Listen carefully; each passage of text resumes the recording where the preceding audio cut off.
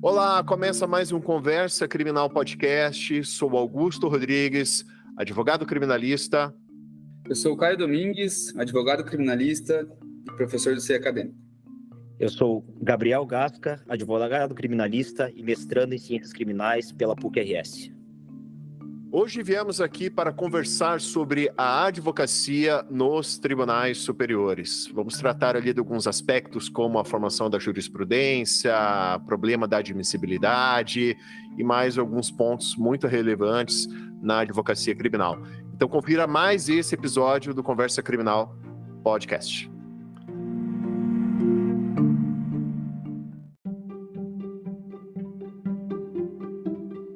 Bem, hoje estamos aqui reunidos com o Caio Domingues, que é professor no curso CEI, e com o Gabriel Gasca, que é advogado criminalista. Nos bastidores, estávamos conversando, a respeito do evento de 30 anos da Abracrim, e o Gabriel ele até citou que teve lá um notório palestrante, era um grande advogado com atuação nos tribunais superiores, que é o Dr. Toron. E ele fez alguns comentários sobre a atuação nos tribunais superiores e a importância do habeas corpus também nesses tribunais.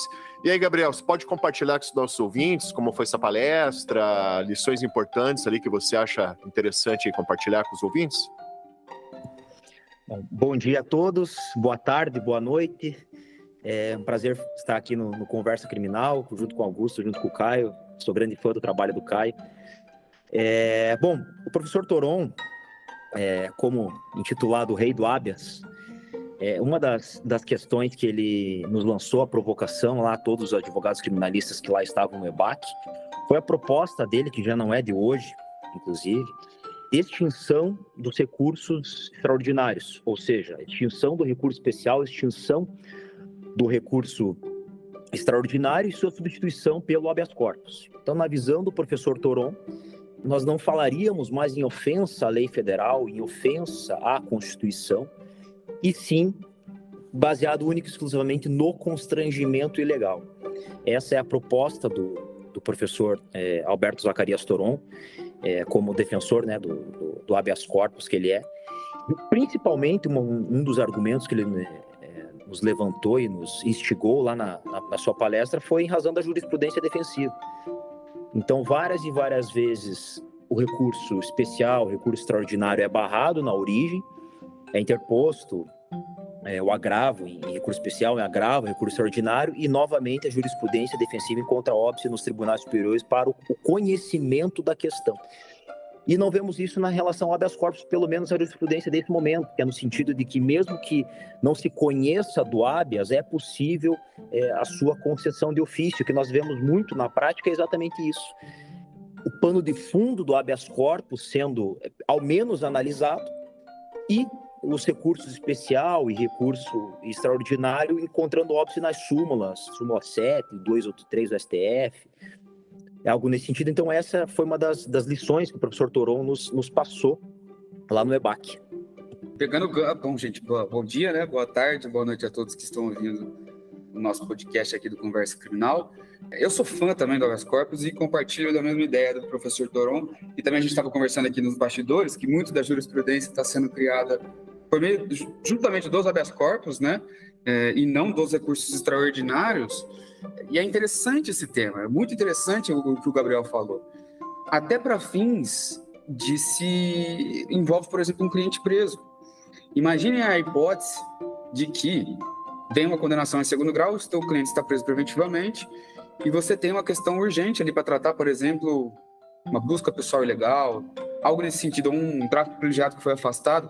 Se a gente fosse seguir o caminho natural dos recursos extraordinários, a maioria das vezes acontece exatamente o que o Gabriel falou. A gente interpõe o RESP e aí abre prazo ainda para contrarrazões, Gabriel?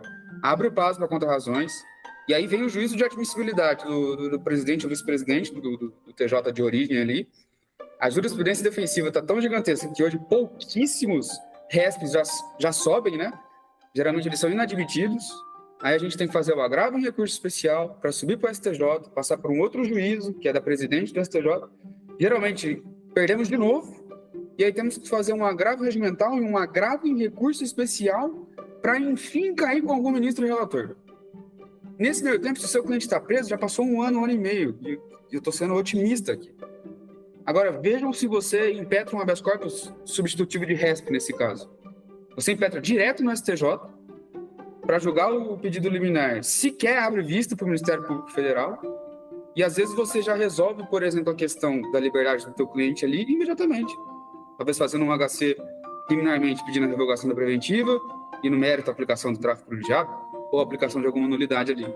Fora que existe esse artigo mágico do CPP, né, que é o parágrafo 2º, 654, que concede a possibilidade de se conceder a ordem de habeas corpus de ofício. Muito comum, especialmente na 5ª turma do STJ e na 1ª turma do Supremo, que tem uma jurisprudência um pouco defensiva sobre essas hipóteses de cabimento aí de HC substitutivo, diferente da 6ª turma do STJ e da 2ª turma do Supremo. Agora, uma questão que fica, que a gente estava falando nos bastidores, é a seguinte: e se a gente perde uma liminar e não interpõe um recurso cabível? Trânsito em julgado. O que fazer nesses casos? É ainda algo que me perturba, porque a jurisprudência também dos tribunais superiores já está fixa no sentido de que impetrar o HC e interpor o RESP ao mesmo tempo, se tratar da mesma questão, o HC não vai ser conhecido. É isso que eu venho vendo mais nos casos práticos que eu atuo, pelo princípio da unirrecorribilidade recursal lá. Então, assim, é uma questão que a gente merece a gente pensar, refletir, mas, de fato, essa ideia de se extinguir os recursos extraordinários para deixar tudo como constrangimento legal me parece bastante que a gente precisa pensar e colocar em prática logo. O que já vinham até comentado há um tempo, né, principalmente quando tinha essa discussão da execução da pena a partir da condenação em 2º grau, da emenda Peluso, né, do ex-ministro César Peluso, do Supremo Tribunal Federal, que ele tinha proposto, né, que o trânsito em julgado se desse a partir do julgamento dos tribunais ordinários, né, tribunais de justiça ou TRFs. Até o professor Fausto Hassan, numa especialização que eu fiz, eu lembro que ele comentou bastante sobre essa questão de, por exemplo, ter um trânsito em julgado já no 2º grau, e daí você poderia ter uma espécie de ação rescisória criminal, por exemplo, né? Especial para a STJ, uma ação rescisória extraordinária para o Supremo, que poderia também ter ali concedido uma liminar para um caso de fomos boniures mesmo, perigo in mora, né? Um constrangimento legal mesmo, né? E, de repente, algo de se pensar mesmo, né? Juntando essa proposta do ex-ministro César Peluso com que o professor Toron também expôs nesse evento, né, do EBAC, né, dos 30 anos aí da Abracrim, para evitar esse tipo de problema, né? Porque temos realmente ali a jurisprudência defensiva dos tribunais, né? Isso é notório. Eu lembro até um professor que eu tive, ele falava, né, que para fazer um RESP você tem que atender tudo ali o que a legislação pede para o RESP e ainda juntar um trevinho e 4 folhas, né, para ver se o recurso é admitido, né? Porque tem certas situações que você não está ali discutindo matéria fática, só uma interpretação da matéria fática, enfim, envolvendo ali a interpretação da lei mediante ali a aplicação dessa legislação abstrata ao caso concreto, e daí na admissibilidade eles entendem que está querendo ter uma reanálise fática e já era, não sobe, e é complicado. Então, realmente, temos que ter esse tipo de discussão, pois se já no processo civil já é complicado, né, que a gente envolve patrimônio, a gente está falando aqui de processo penal, envolve liberdade do nosso cliente, então jurisprudência defensiva é bem complicada. E até eu quero abrir só um parênteses aqui para deixar registrado. Eu não tive mais notícia de julgados nesse mesmo sentido, mas teve, por exemplo, aqui no Tribunal do Paraná, o relator não admitiu o HC porque não havia sido atravessado o pedido de concessão da liberdade provisória por juiz de 1º grau. Ele entendeu que houve uma supressão de instância. Mas espera, O juiz de primeiro grau ele determinou a prisão preventiva, decretou a prisão preventiva, então não há nem que se falar em supressão de instância. Então é complicado, assim, para nós, militantes da advocacia criminal, verificar esse tipo de jurisprudência defensiva.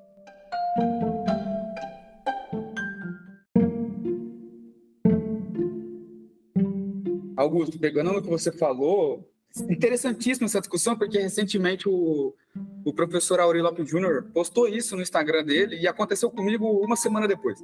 Era um caso um pouquinho diferente. E isso vai entrar numa outra problemática, que a gente vai ter que conversar sobre isso também, se a gente admitir a hipótese de acabar com os extraordinários. Pegando essa questão do Augusto. Gente, se o juiz homologa um flagrante, por exemplo, e decreta a preventiva, não tem que se falar em fazer um pedido de revogação da preventiva em primeira instância para o TJ poder analisar isso. Isso já é um ato constitutivo. Não existe supressão de instância nessa hipótese. Aconteceu um caso bastante semelhante comigo, que era um caso de descaminho. O cliente pagou a fiança, né? Não teve custódia, mas o juiz foi e homologou o flagrante dizendo que estava formalmente em ordem, não havia nenhuma ilegalidade, nenhuma ilicitude, etc. E eu vi que a busca pessoal tinha sido realizada sem absolutamente nenhum motivo. Nenhum. Ok, impetrei um habeas corpus no TRF4 para trancar aquela investigação, que está em investigação ainda, e o TRF4 falou justamente isso. Olha, não houve um pedido de nulidade de busca pessoal no primeiro grau. Bom, eu subi para o STJ porque eu não me conformei. Eu falei, olha, se o juiz de primeiro grau homologa um flagrante falando que está formalmente em ordem e não tem nenhuma ilicitude, é sério que o TRF4 está querendo exigir de mim que um dia depois ele homologar o flagrante, eu faço um pedido de relaxamento? Não faz o menor sentido. E aí eu consegui uma ordem concedida com o Antônio Saldanha Palheiro, falando justamente isso. Falei, olha, não tem cabimento, o TRF4 falou, volta os autos do TRF4 para ele analisar, sim, o mérito daquela impetração.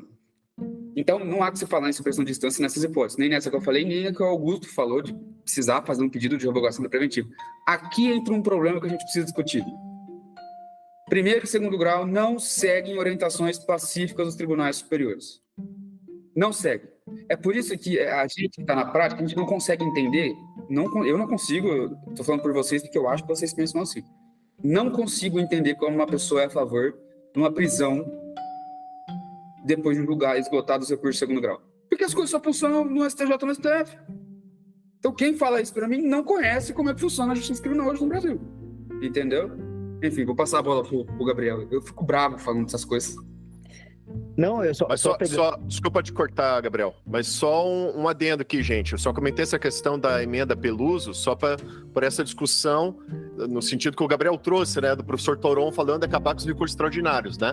Mas só para deixar registrado no episódio que eu não engrosso o discurso de execução da pena a partir da segunda instância, porque, enfim, gente, a gente conhece, né, como o Caio citou, infelizmente os juízes de primeiro grau e os tribunais ordinários não seguem a orientação das cortes superiores, então, assim, particularmente, eu vejo como uma insegurança jurídica enorme uma execução de uma pena a partir da segunda instância, só para deixar registrado. E mais, o professor Fauzi também falou que nessa hipótese da ação rescisória extraordinária, especial, ele deixou claro, olha, mas com possibilidade de eliminar, se ficar demonstrado ali o risco à liberdade, enfim, seja ter um efeito suspensivo, né, nessa execução dessa pena. Desculpa, Gabriel. Não, só aproveitando o gancho que o Caio falou ali, eu tive um caso, há 2 anos atrás, que o Caio comentou, eu lembrei, no sentido assim, o juiz decretou a preventiva de fazer ou não HC ou fazer o pedido de liberdade provisória em primeiro grau, né? Eu acho que a gente não pode analisar, ter uma resposta pronta para... eu imagino que o Caio pensa isso, evidentemente, né? Não tem uma resposta pronta para aquilo lá. Eu digo isso porque você pode ter os 2 cenários. Vamos dizer assim, que você tem uma decisão mal fundamentada do juiz de primeiro grau. Cara, você vai direto de HC, por quê? Você não vai correr o risco de você fazer o pedido de liberdade provisória e ele acrescentar fundamentos. Isso é a grande, acho que tá uma das grandes sacadas da advocacia quando a gente percebe isso. Por quê? Porque aí quem que vai acrescentar fundamento? O tribunal. E aí você vai para o STJ, aí você ganha. Então o tribunal ele te dá até o fundamento. Então você daí tem 2 fundamentos, tanto muitas vezes você vai debater a ordem pública, ou seja, os fundamentos da prisão ali, e aí o tribunal vai acrescer fundamentos àquela decisão mal fundamentada de primeiro grau, aí você ganha o HC no STJ. Então, será que é a defesa que está causando algum embaraço, algum problema? Na verdade, não. Às vezes é o próprio judiciário que acaba fazendo uma questão dessa. E só para jogar o outro ponto, né? Eu estava em Guarapuava há uns 2 anos atrás, numa operação que teve lá, uma grande operação, tinha 14 réus presos por tráfico de drogas. Era o tráfico de drogas da classe média aqui de Curitiba e de Guarapuava. E eu estava lá e fui para Guarapuava, porque a operação era de lá, mas a minha cliente era daqui, então ela acabou sendo presa, transferida para lá, enfim, eu fui para lá. E tinha uma ordem de prisão, todos presos, evidentemente, e o meu colega Daniel aqui em Curitiba. E a gente ficou nessa. Fazemos o pedido em primeiro grau, fazemos o HC direto para o tribunal. E eu cheguei para ele e falei, Daniel, eu tô aqui, cara. Eu tô aqui e eu conversei com a juíza, eu despachei com ela, eu tô sentindo, sabe, eu tô com um pressentimento positivo que a gente deve fazer esse pedido em primeiro grau. Eu tô aqui na comarca, eu ouvi ela, eu expliquei para ela a situação, né, da minha cliente e não deu outra. 14 réus presos, a juíza soltou 2, a minha cliente e mais um. E detalhe, o pessoal foi pro tribunal. Boa parte das pessoas foram para o tribunal. A 5ª Câmara Criminal aqui do Paraná negou a liminar de todos. Então, assim, talvez se eu fosse para o tribunal, eu não poderia voltar para o primeiro grau, sabe? Então, eu acho que é muito da casuística, muito do caso em concreto mesmo, que nós temos as 2 possibilidades, né? Eu tive a possibilidade de fazer em primeiro grau e deu certo, assim como muitas vezes deu errado. E, por outro lado, nós temos que levar em consideração, quando há uma decisão mal fundamentada, não faz sentido algum você fazer esse pedido em primeiro grau, porque o juiz pode complementar aquela fundamentação que muitas vezes ele faz a toque de caixa. Então, eu falo, toque de caixa? Perfeito, vou direto para o tribunal. Se eu não conseguir no tribunal, como vocês muito bem falaram, as coisas acontecem no STJ e no STF. Perfeito. É um caso idêntico que aconteceu.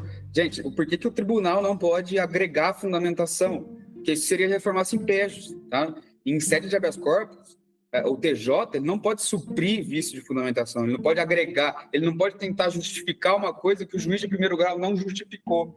Essa é uma ação penal exclusiva da defesa, tutela a liberdade de locomoção.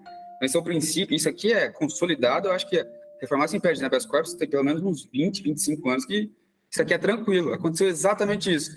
Há 1 mês atrás, ganhei o habeas corpus semana passada com o Faquin. Em primeiro grau, a juíza, ela decretou a preventiva, homologou o flagrante, decretou a preventiva, deu 5 palavras, 1 linha. Pela quantidade de droga apreendida. Ponto. Mas nada. Ela não citou nenhum fato do caso concreto. Nada, absolutamente nada. Impetrei um habeas corpus no TJ de São Paulo, a liminar foi indeferido com o desembargador dizendo... Não, e olha que a história fica bizarra. O tráfico é um crime que destrói famílias. Ele usou uma outra fundamentação. Ainda que pudesse reformar sem impede, também não seria idôneo, né? Porque gravidade abstrata não pode, né? Mas aí eu fui subir para o STJ, foi indeferido liminarmente, e fui para o STF, e o Faquin falou justamente isso. Não pode reformar sem impédios em habeas corpus, como fez o Tribunal de Justiça de São Paulo. E ainda que pudesse, gravidade abstrata do delito não é fundamento para prisão preventiva. Então, só para vocês saberem o motivo pelo qual o TJ não pode agregar, é por isso, que seria uma reforma sem impédios. E interessante isso, Gabriel e Augusto, depende muito do caso em concreto se a gente faz um pedido de revogação da preventiva ou sobe. Tá? Esse caso do Gabriel é um caso excelente. É um caso excelente que a gente, de fato, seria mais interessante fazer um pedido de revogação da preventiva. Qual que é um outro caso em que você, primeiramente, tem que fazer um pedido de revogação da preventiva? Eu não sei, imagina que essa preventiva já está decretada há 6 meses e não tem nenhum habeas corpus, ainda não questionaram isso.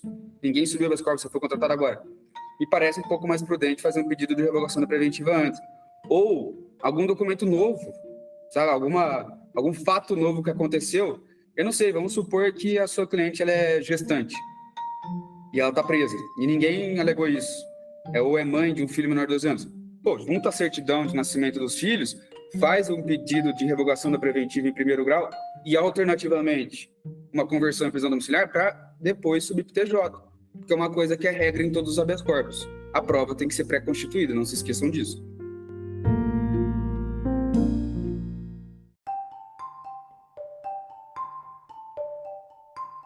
Estávamos até também conversando a respeito do uso do habeas corpus nas cortes superiores, até como uma formação de um precedente vinculante. Caio, o que você pensa a respeito? O que você gostaria aí de acrescentar a respeito dessa ideia? Então, Augusto, esse é um tema que me cativa também, assim como o que a gente estava conversando nisso sobre a proposta do Toron, esse é um outro tema que me cativa muito. Inclusive, tem um livro que eu já indiquei no outro episódio que a gente fez aqui, né, no Conversa Criminal, que é do João Rafael Oliveira, lá da Imais Editora, que ele defende justamente isso. Primeiro, ele faz um levantamento para justificar o porquê que ele defende isso, da quantidade de habeas corpus que são julgados nas cortes superiores e da quantidade de vezes em que foi julgado pelo Pleno do Supremo e pela terceira seção do STJ, né, que são aí com a composição máxima dos ministros de cada uma das cortes. Quantidade de temas relevantes e que foram julgados por meio de habeas corpus e depois passou a ser seguido. Vou dar um exemplo, né? O recurso em habeas corpus 158.580, que é o meu favorito de todos, que fala sobre os requisitos da busca pessoal. Ele inicialmente começou com esse precedente, né, da sexta turma, e hoje ele é seguido pela quinta e pela sexta turma, assim, não tem nem o que discutir, isso é pacífico, tranquilo. Só que ainda, primeiro e segundo grau não seguem essa orientação jurisprudencial. E aqui entra no que a gente estava conversando em off aqui, né, mas vários outros temas, busca domiciliar, a quantidade de drogas na dosimetria da pena é uma outra discussão que está sedimentada hoje por meio de um julgamento de um habeas corpus pela terceira seção do STJ. Se é na primeira, se é na terceira fase, se modula o tráfico privilegiado, enfim. A gente até poderia entrar depois depois não, porque nós não vamos falar de drogas, né? Mas enfim, é um outro tema bastante relevante, com bastante repercussão, porque hoje a política criminal, os processos penais, a grande maioria são de tráfico de drogas, né? Mas enfim, são temas julgados por meio de habeas corpus que, infelizmente, primeiro e segundo grau não seguem. E aí? Por que é tão importante, então, a gente criar, talvez, um sistema que possibilite que um julgamento de habeas corpus possa se tornar um precedente vinculante? 927.5 do CPC me parece que permitiria isso. Não sei. Se fosse julgado pela terceira sessão, pelos ministros da quinta e da sexta turma, será que não poderia ser formador de um precedente vinculante? Porque é o colegiado máximo ali? Me parece que poderia. E tem que ser, na minha opinião. E é curioso né, você citando essa questão do tráfico, né, por exemplo, na lei de drogas, né? Quantos precedentes que a gente pega do STJ a respeito da aplicação do tráfico privilegiado, né? Até situações que os tribunais ordinários entendem, ele se dedica à atividade criminosa porque na audiência de instrução ele citou que já vendeu entorpecente em outras ocasiões, e sendo que tem precedentes do STJ que diz que o próprio fato de existir um inquérito em curso ou uma ação penal em curso apurando outros delitos por si só não afastaria o tráfico privilegiado, até para um entendimento da presunção de inocência. Ele não tem ali uma condenação, um prestário julgado que vai realmente, realmente ele se dedicava à atividade criminosa. E até tem uma situação muito bizarra nos meus tempos de assessor no tribunal. Eu estava conversando uma conversinha, né, de corredor, assim, com uma colega, assessora de outro magistrado, e a matéria que ela atuava era nessa parte da lei de drogas, né? E, informalmente ali, conversando com ela, ela, assim, pessoalmente muito legal até, mas daí eu perguntei, e aí, vocês aplicam muito o tráfico privilegiado? Daí a resposta dela, olha, a gente evita. Falei, como assim evita? Porque eles são muito espertos, eles sempre dão um jeito. Eu falei, poxa, mas como? O 33, parágrafo 4º ali é requisito objetivo, cumpriu ali requisito objetivo, é um direito que o réu tem de ter esse tráfico privilegiado, né? Não é assim um mero juízo subjetivo, eu acho que ele tá muito esperto, ele tá conseguindo ali se encaixar no parágrafo 4º. Então é esse tipo de bizarrice, assim, que daí a gente precisa chegar aos tribunais superiores para poder ter reconhecido um direito, né? Por exemplo, que é essa redução da pena ali do 33, parágrafo 4º. Eu acho que essa questão que o Caio levantou de formar um precedente pela terceira sessão, eu acho que é plenamente válida, né? Tanto para embargos de divergência, eventualmente, como até quando você for interpor um recurso especial, recurso extraordinário, como um paradigma. Eu acho que se a gente não considerar a decisão, ainda que monocrática, muitas vezes, do STJ e do STF, seria um nada jurídico. Esse é o ponto. Então, quer dizer assim, então uma decisão monocrática de um ministro do STF é um nada jurídico. Porque é isso que muitas vezes acontece. O tribunal, o juiz de primeira instância não cumpre, o tribunal não cumpre, então é um nada jurídico. Eu vou desconsiderar a decisão de um ministro da Suprema Corte, tá? Que ainda que não tenha uma orientação vinculante, a gente pode discutir isso, mas é uma decisão de um ministro da Suprema Corte, que o colegiado pode discordar, eventualmente, e formar uma decisão colegiada e ser modificada, ponto. Por que eu digo isso? Caso em concreto, interrogatório do réu foragido por videoconferência. Esse era o ponto. Juiz de primeiro grau, evidentemente, negou. Tribunal, liminar, negada. Fui para o STJ, negada. Fui em reclamação, sei que ainda não havia, né, um precedente vinculante, uma ofensa à súmula da STF. Falei, caiu com o Gilmar Mendes, né? Se ele não conhecer da reclamação, vai conceder de ofício.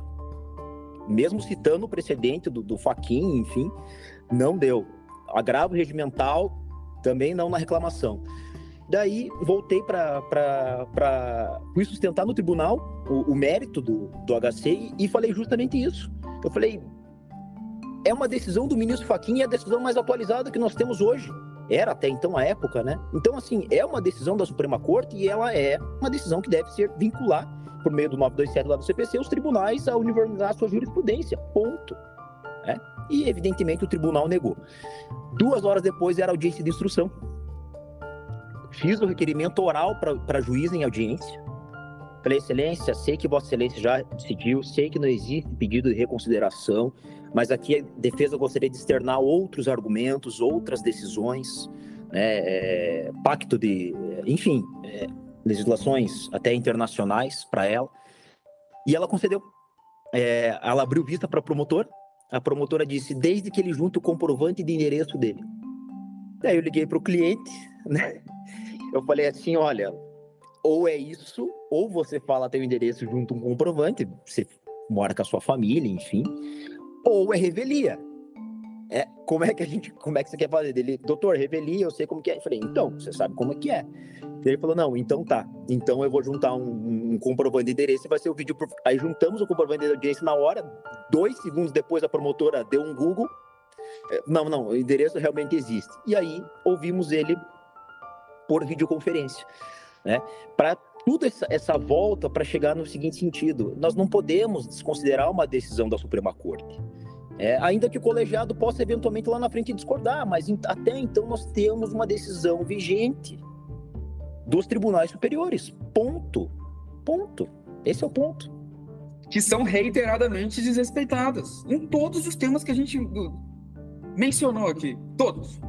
Acho que o que mais acontece é o tráfico privilegiado que o Augusto estava falando. Eu vi esse seu post, Augusto, eu achei interessantíssima a fundamentação que se ações penais em curso e inquéritos em curso não afastam o tráfico privilegiado, e isso é pacífico, foi julgado em recurso repetitivo na STJ, tá? Se isso não pode, sequer a gente pode pensar em afastar o tráfico privilegiado por conta do réu ter falado que outras vezes fez isso, sendo que isso nem virou caso de investigação ou coisa do sentido, entendeu? Então o argumento é muito bom, você não pode o mais, não pode... Não, como que é? Quem pode o mais, pode o menos. Isso, exatamente. Então, assim, e gente, pensem, reflitam, tá? Isso, a gente está falando de política criminal, processo penal. Enquanto o primeiro e segundo grau continuam dessa forma, tem gente presa sendo que nem deveria estar presa. Quantas vezes aqui em São Paulo, já falei isso para o Augusto em alguns momentos. Cara, Gabriel, aqui no interior de São Paulo, tráfico de drogas, 95% é flagrante e acabou, não tem mais nada. Não tem investigação, não tem absolutamente nada. É sempre uma denúncia anônima, com uma invasão de domicílio, com uma busca pessoal, e aí acaba, né? Dá 2 dias, no outro dia o homologa o flagrante com a preventiva, dá 5 dias, oferece denúncia. Os processos aqui de tráfico, eles acabam em 3 meses, tá? Do flagrante até a sentença. É bizarro. E enquanto primeiro grau tá assim, e segundo grau não respeitam precedentes, não, né? Jurisprudências de busca pessoal, busca domiciliar, tráfico, já tem gente presa. Tem gente presa sendo que nem deveria estar. Por isso que os argumentos do Gabriel me convencem também que, ainda que não seja um julgamento da terceira sessão, ainda que não seja um julgamento do plenário, nós estamos falando de julgamentos em habeas corpus, mesmo que seja, por exemplo, um julgamento monocrático de um ministro do STF ou de um ministro da STJ, a gente tem sim que levar em consideração. Primeiro e segundo grau tem sim. Eu sei que o 155 permite a livre convicção, não sei o que, mas ele deveria, pelo menos, fazer um distingue ali. Tentar explicar por que ele não acha que é certo, entendeu? Então, assim, é um caos. A política criminal hoje no Brasil é um caos.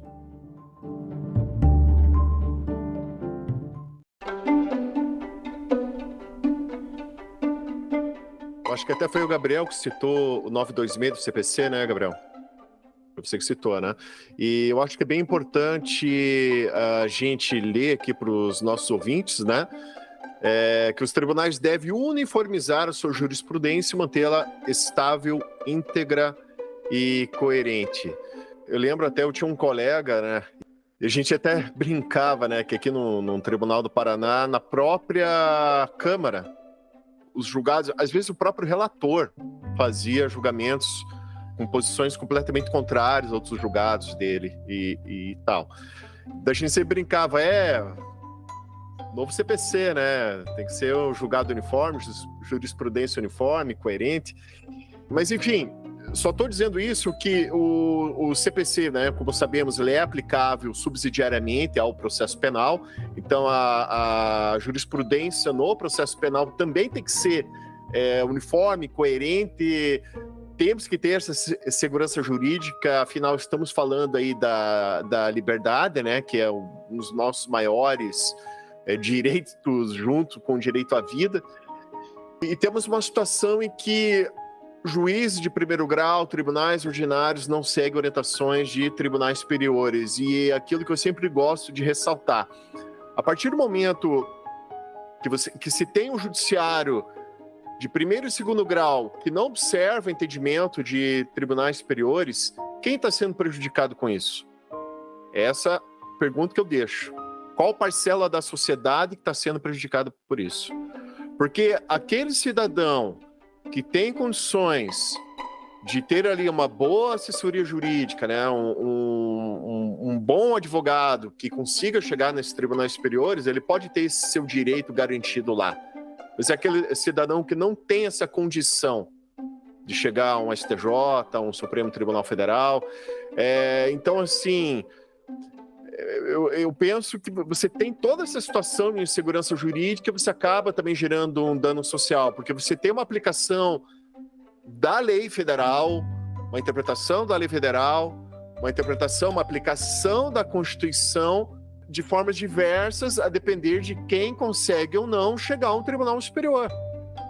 Então, afinal de contas, o judiciário é um poder, um dos poderes da República, é um poder único, apesar de ter, né, os seus graus de jurisdição.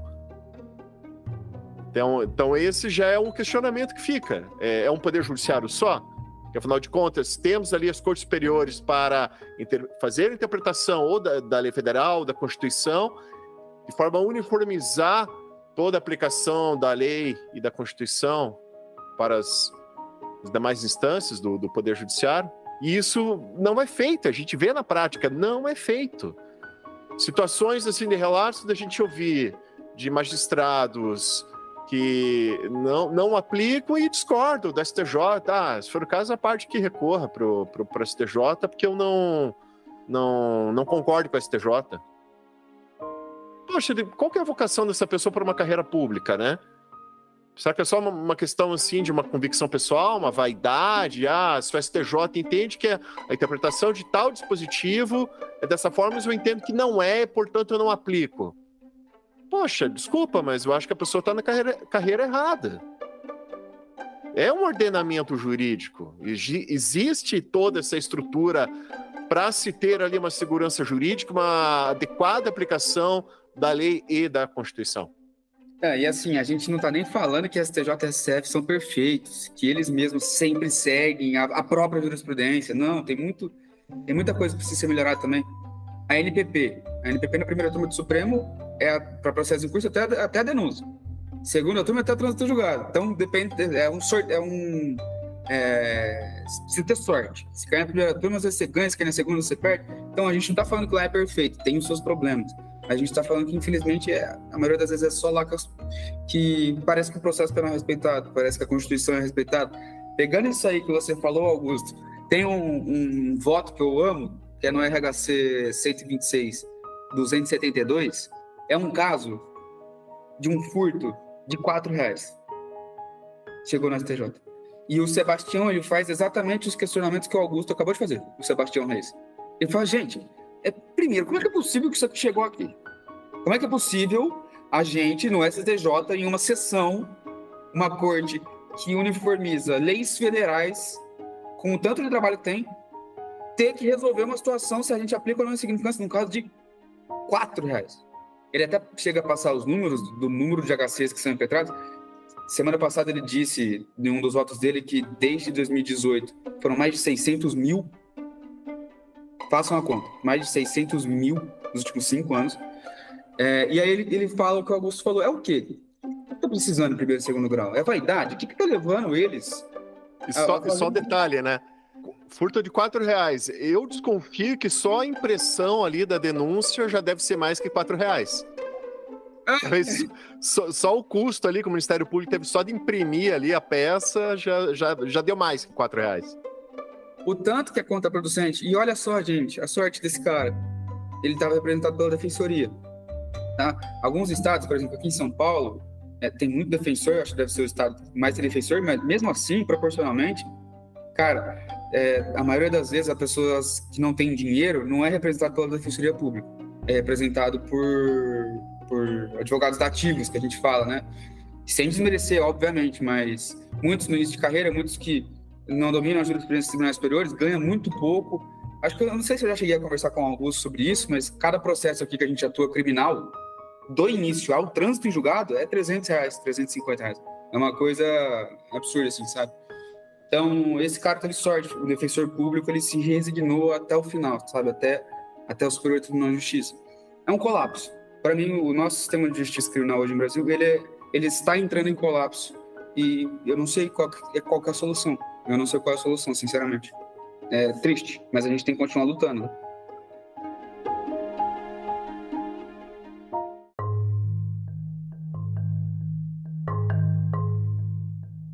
Bem, a respeito da atuação nos tribunais superiores, a pergunta que eu deixo aqui para os convidados, para eles também fazerem a sua exposição aos nossos ouvintes, quais são questões importantes nessa atuação nos tribunais superiores, seja ali na forma de como manejar o recurso, como preparar esse recurso, ou despachar memorial com o relator, ou um vogal, ou até mesmo uma sustentação oral? Bom, gente, Augusto, eu vou falar mais do que eu costumo fazer, que é o que eu me sinto mais confortável de falar, tá? Que é sobre os HCs, tá? O substitutivo de recurso especial, substitutivo de revisão criminal, falar como funciona mais ou menos o trâmite, e aí explico o que eu faço enquanto acontece esse trâmite, né? Supondo que a gente impetre um habeas corpus ali no Superior Tribunal de Justiça, ou no Supremo também, tá? Com pedido liminar, eu só fiz uma vez um despacho em relação ao próprio pedido liminar, que era um caso que eu pedi a suspensão do júri, porque a pronúncia tinha sido do testemunho do ouvido dizer, né, o hearsay, e hoje a jurisprudência é tranquila, tanto na quinta quanto na sexta turma, que não pode isso, né? E aí eu acabei despachando com o MESOD, com o assistente do MESOD, na verdade, porque eu impetrei o HC um dia antes da sessão plenária, que é quando eu fiquei sabendo do júri e fui contratado. Então, essa foi a única vez que eu despachei com um ministro em relação ao pedido liminar, tá? Em relação ao pedido liminar, não do mérito. Acabou, não deu certo, né? A liminar foi deferida, mas deu tudo certo depois que a cliente foi absolvida. Mas o que acontece, né, quando é um habeas corpus? Você faz um habeas corpus com pedido liminar. Essa liminar ela é deferida ou não, tá? Pouco importa. Depois dessa decisão, que defere ou indefere a liminar, os autos ele vai com vista, né, para o Ministério Público Federal, certo? E aí, quando o Ministério Público Federal oferece o parecer dele, aparece lá no site do Superior Tribunal de Justiça, no nosso CPE, que fica concluso para o relator. Esse é o momento em que a gente manda e-mail para o gabinete, liga para o gabinete pedindo para despachar com com o ministro. Eu não moro em Brasília, a maioria dos meus clientes não tem condição de que eu vá até lá, mas hoje é perfeitamente possível a gente fazer despacho com eles por videochamada, tá? Às vezes não é com o ministro, às vezes é com as assistentes, mas é nesse momento em que a gente tem que, quero um despacho com o ministro para falar com ele sobre esse caso, e aí logo depois eu também já junto o memorial no próprio processo. O que acontece no STJ? Hoje 95% dos HCs, eles são julgados monocraticamente. Inclusive aquele projeto de lei que quer acabar com as decisões monocráticas em HC é um absurdo. Ele acabar com o sistema de justiça criminal que já está ruim. Não tem como acabar com a possibilidade de dar uma decisão monocrática em HC, gente. Não tem, tá? 95% dos casos... Até só uma intervenção, lembrando que até quiseram propor as 10 medidas de combate à corrupção e acabar até com o habeas corpus, né? Só para deixar registrado aqui, né? Inclusive admissão de prova ilícita para condenações, né? Só tô deixando registrado, né? E hoje parece que eles estão precisando disso, né? Que coisa como a terra plana gira, meu Deus do céu. Então, 95% dos HCs, eles são julgados de forma monocrática, de tal forma que o despacho, na maioria das vezes, é só necessário com aquele próprio ministro relator, tá? O envio de memorial para o gabinete também, que além de enviar o memorial para o gabinete por e-mail, você pode também peticionar, tá? Vindo uma não concessão de ordem, vai caber o agravo regimental do artigo 258 do regimento interno. Aí esse é um momento em que você sim pode aí pedir para despachar com todos os ministros da quinta turma ou da sexta turma, enviar memorial para todos eles. Uma coisa que infelizmente ainda acontece, né, é que em grande parte dos casos o julgamento em uma sessão virtual, né, que a gente estava falando aqui em off, que acontece no TJ do Paraná também, né. Aqui em São Paulo a gente pode se opor imediatamente e eles pautam para julgar para a gente poder sustentar oralmente. Mas o que acontece no STJ? Grande parte das vezes em que a gente se opõe, eles indeferem esse pedido, porque eles falam que não tem diferença entre a sustentação virtual, porque a gente pode mandar um vídeo com a nossa sustentação no CPI da STJ, tá? Não tem diferença entre a sustentação virtual e a sustentação lá nas sessões. Tá de brincadeira que não tem diferença, né, gente? Pelo amor de Deus. É óbvio que tem diferença, porque quando a gente está lá nas sessões fazendo a sustentação ao vivo, a gente resolve questões de fato, né? E aí vem me falar que não, pelo amor de Deus. Mas enfim. Usando as palavras do professor Toron no EBAC, né? Se muitas vezes eles não te ouvem, né, quando você está presencialmente, você acha que ele vai te ouvir na sexta-feira à noite, com a esposa, com o esposo, tomando um vinho? Evidente que não, né? Se bem que teve um advogado que enviou sustentação oral, aí recentemente no STJ, enviou sustentação oral por vídeo, e foi acompanhar o julgamento lá no dia, e a ordem foi concessiva, e aí no final ele disse assim, ministro, eu só quero fazer um esclarecimento aqui, porque o ministro Sebastião falou para eu falar aqui durante a sessão que a sustentação oral por vídeo é vista assim, que ele gostou da minha sustentação oral por vídeo, e que uma das razões pelas quais ele estava concedendo a ordem lá na época era por isso, mas a gente sabe que não é a regra, né? Aqui no tribunal, da mesma forma, igual o Caio falou, no Tribunal do Justiça do Paraná, você pede para fazer sustentação oral e naturalmente sai da sessão virtual e vai para a sessão presencial ou por videoconferência, você realiza a sustentação oral. Eu acho que esse é o ponto que o Caio tocou ali, é muito importante, o timing dos memoriais.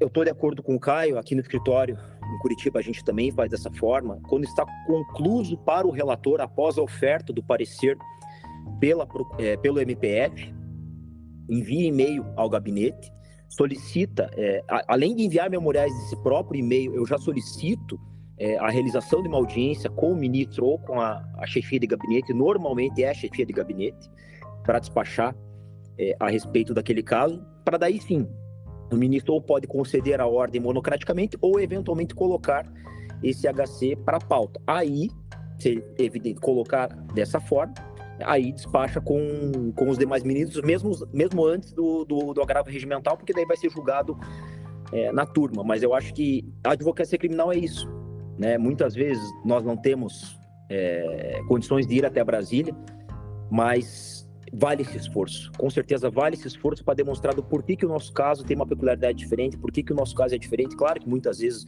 a ordem não vai ser concedida, não vai ser provido o nosso recurso, mas esse é o nosso papel como advogado, é demonstrar a peculiaridade do nosso caso e demonstrar por que o nosso cliente não é um número, né? É uma pessoa que está ali sendo julgada. E acho que é isso que nós três aqui temos em comum na advocacia criminal.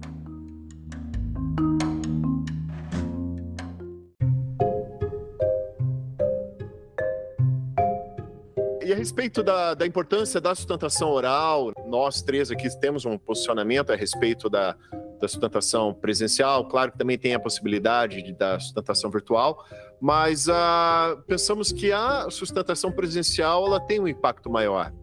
Os colegas concordam? Exatamente, Augusto. E quando você fala presencial, só para o pessoal entender, não necessariamente presencial ali em Brasília, tá? Essa sustentação que a gente fala é nas sessões, que geralmente acontece de terça, por exemplo, no Superior Tribunal de Justiça, né?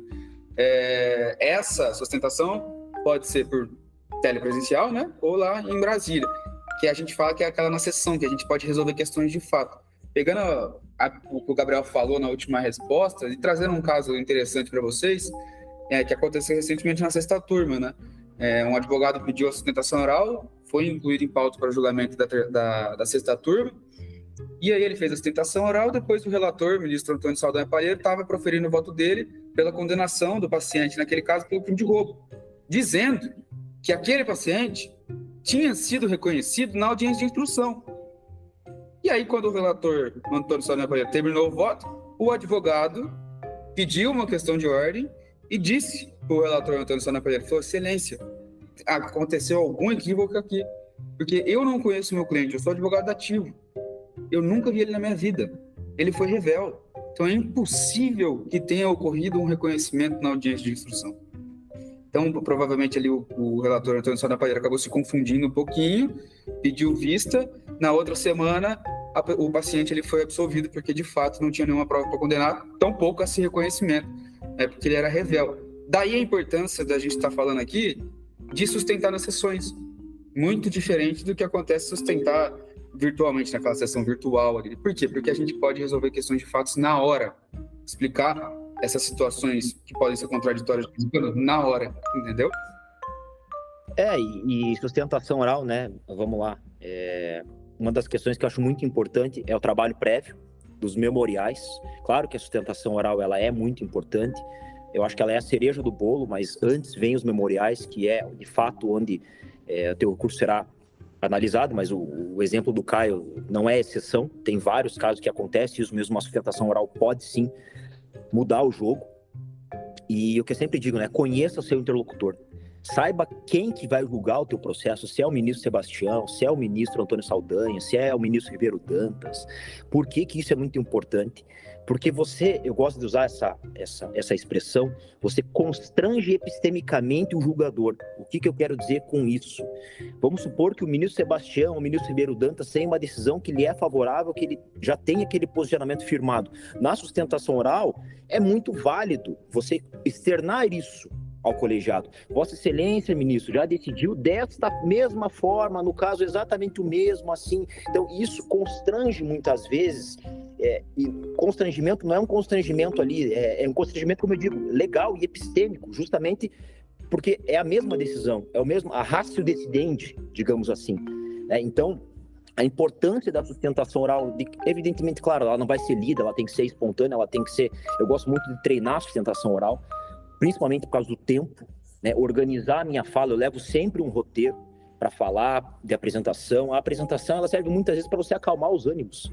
É difícil fazer isso quando você tem 5 minutos no CD agravo, mas a sustentação oral, isso novamente, lições do professor Toron, a sustentação oral na apresentação ela serve para você acalmar, para você se ambientar, para você raciocinar, para daí sim você desenvolver tudo aquilo que você se propôs a fazer e fechar com chave de ouro o teu processo.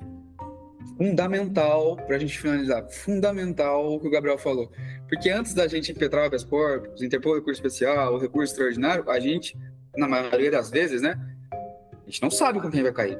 É realmente uma loteria, né? Mas a partir do momento que está distribuído ali, já tem parecer da MPF, cara, você já sabe quem que vai julgar, você sabe a turma dele. Então, nos memoriais, tanto quanto possível, cite decisões do relator e mais da turma também.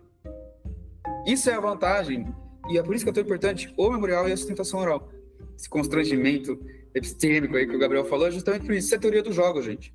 Isso é teoria dos jogos. Depois que você sabe quem que vai te julgar, fica muito melhor para você defesa, porque a gente não sabe antes disso, né? Uma loteria. Enfim.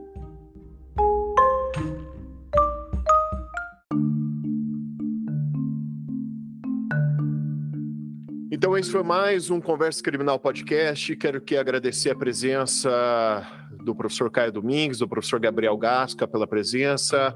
Falamos tivemos uma conversa muito interessante a respeito da advocacia criminal nos tribunais superiores. Então, muito obrigado mais uma vez pela participação. Também, se os convidados quiserem fazer as suas considerações finais, também uma indicação para os nossos ouvintes de alguma leitura, de algum curso, fiquem à vontade. Bom, Augusto, eu agradeço mais uma vez estar aqui. É sempre um prazer vir no podcast do Conversa Criminal. Foi um prazer também conversar com o Gabriel, esse tema tão importante. E hoje eu vou dar uma dica só. Se vocês lerem 10 jurisprudências defensivas por dia durante um mês, vocês vão aprender mais do que os 5 anos da faculdade em processo penal. Façam isso, façam esse teste. E Caio, você também é professor do curso SEI, né? Quer aproveitar e divulgar algum curso teu? Eu dou 2 cursos no SEI, né? Que é o Fórmula de Defesa na Lei de Drogas, com o professor José Flávio Ferrari e a Mariane Filmari. E o habeas corpus na jurisprudência dos tribunais superiores, que é meu tema favorito, eu sou apaixonado nisso, que ainda está vendo, lá no seiacadêmico.com. Bom, eu queria agradecer ao Augusto pelo convite. É sempre um prazer falar com pessoas de alto gabarito, como vocês são.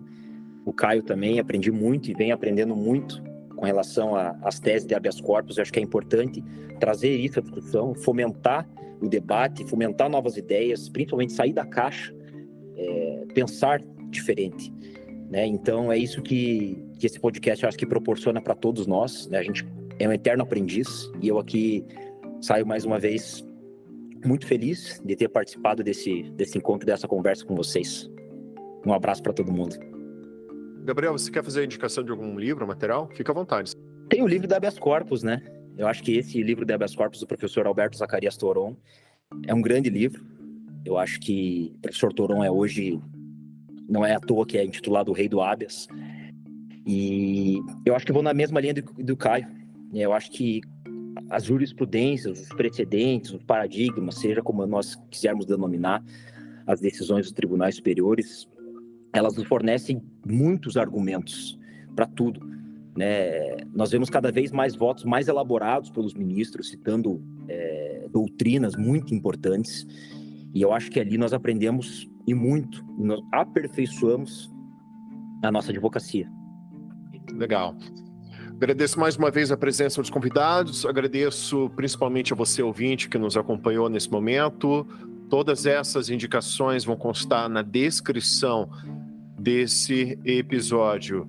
Também te peço uma gentileza, se você conhece alguém que possa interessar por esse conteúdo, por favor, compartilhe esse episódio, que assim vamos propagando o conhecimento. Também te peço que me siga nas redes sociais, em especial no Instagram, no perfil @augustorodrigues.criminal. Vocês querem divulgar o de vocês também? Fiquem à vontade. @Gabriel Gasca, Gabriel, Gaska.